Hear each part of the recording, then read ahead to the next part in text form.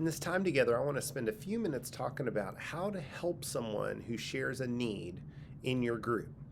This is of course part of loving one another is helping one another with their needs. Galatians 6:2 and Galatians 6:5 talk about this. Galatians 6:2 says, "Carry one another's burdens, and in this way you'll fulfill the law of Christ." But then a few verses later in Galatians 6:5 it says each one should carry his own load. So what's going on here? What is Paul really trying to encourage here? And I think the reality is there are some loads that people have that are too heavy for them to carry alone. They need the help of their friends, people in their life group, people in their church to help them. And then there's also loads that are kind of on you to carry. I don't ask someone in my group to mow my own lawn when I can mow my own lawn, and so there's these different kinds of needs in a group, and you got to filter through the needs, what it is, and how your group can help in the right way. So I want to go through some examples of that.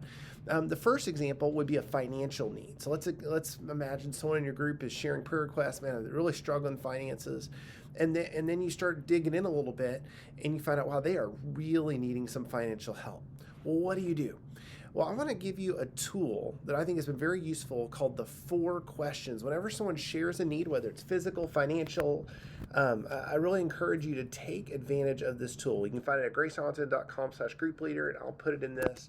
But the tool is simply these 4 questions. And the first is, how long have you been dealing with this? How long have you been dealing with this? Do you want to find out, is this a brand new thing in their life?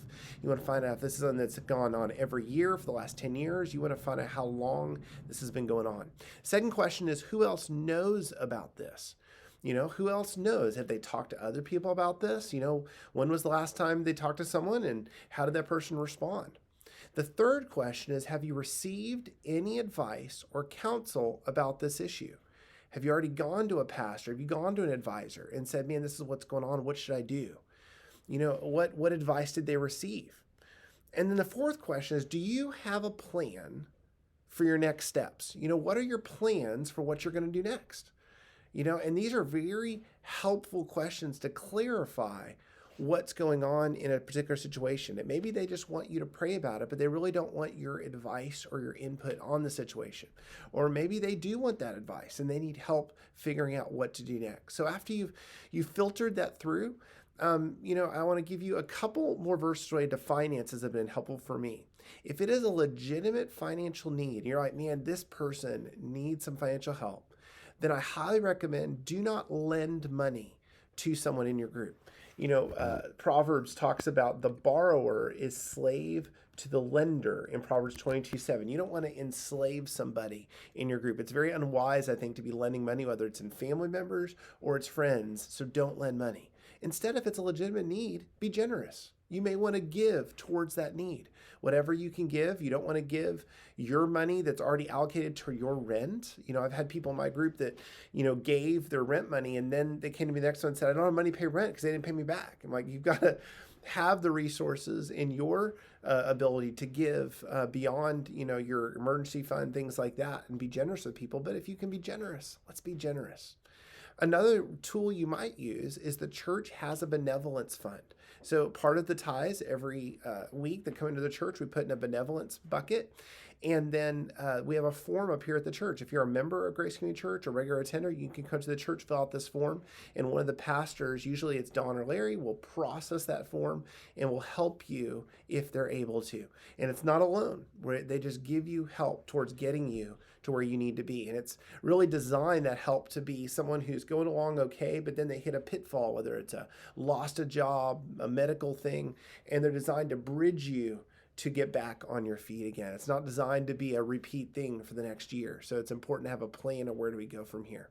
So I talked about financial needs and how to handle some of those. I want to talk a little about emotional needs. So it could be that someone has a huge emotional burden. Maybe they're grieving a loss of a loved one, or maybe they're just going through some things and it's really hard on them. And of course, a life group needs to be a place where we help process that. I do want to caution you as a group leader, do not let your life group be sucked into each week that being a black hole of emotional need. You can't each week be coming in and praying for the same things each week.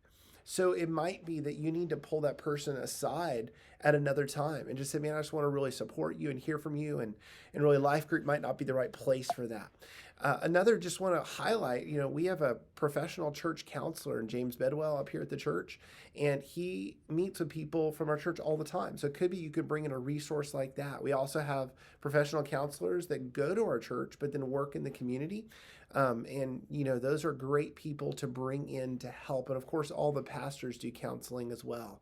So if someone in your group to you feels stuck, feels like they're not progressing and healing and experiencing that freedom that Christ provides, you might want to encourage them to take advantage of either James or one of the pastors and see if we can help them start moving towards a place of healing and flourishing again.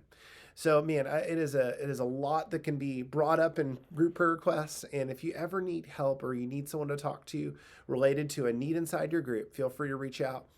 My number is 214-228-0979.